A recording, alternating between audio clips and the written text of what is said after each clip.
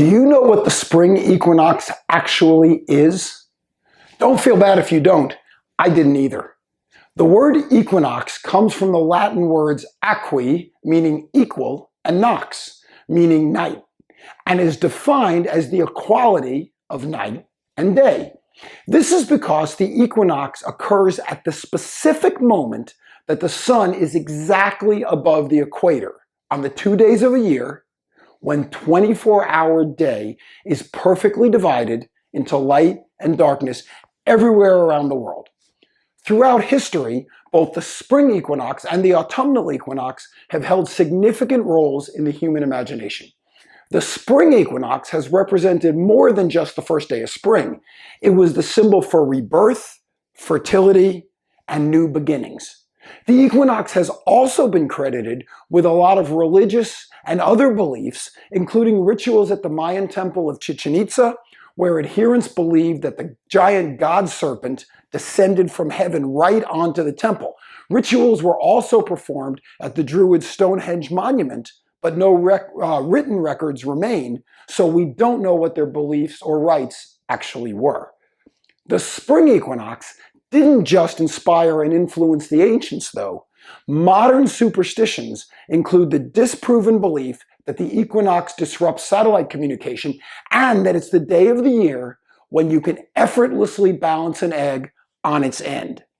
This last idea probably comes from combining two of the spring equinox's attributes. Number one, that the day represents balance, and number two, that the day heralds the coming of spring and fertility, which are perfectly represented by an egg. But while you certainly can try to balance an egg with equal effect really on any day of the year, the spring equinox can be good inspiration to focus on balance in your life and in your business. One of the things our reaction to the COVID-19 pandemic has done has been to force us to combine our work lives and our personal lives more completely. So whether we're sheltering in place, homeschooling children, holding meetings on Zoom, or figuring out other ways to try to continue our lives without exposing ourselves or our loved ones to infectious pathogens, our hours at home have increased substantially. At the same time, our visits to our offices or other workplaces have diminished. In the old days, before Corona, but also before the internet, it was easy to keep your personal and professional lives separate. But today, technology, social media, work habits, and our reaction to the pandemic all conspire to force our lives closer together.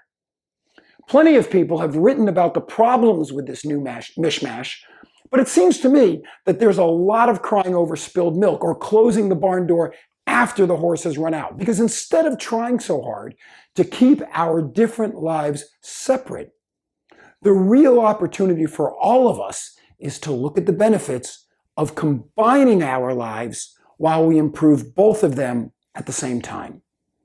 In my strategic roundtables, I found that more and more of the people I work with are discovering that while their clients or customers might have come to them first for the product or service they provide, they ultimately stay because of the person they're doing business with.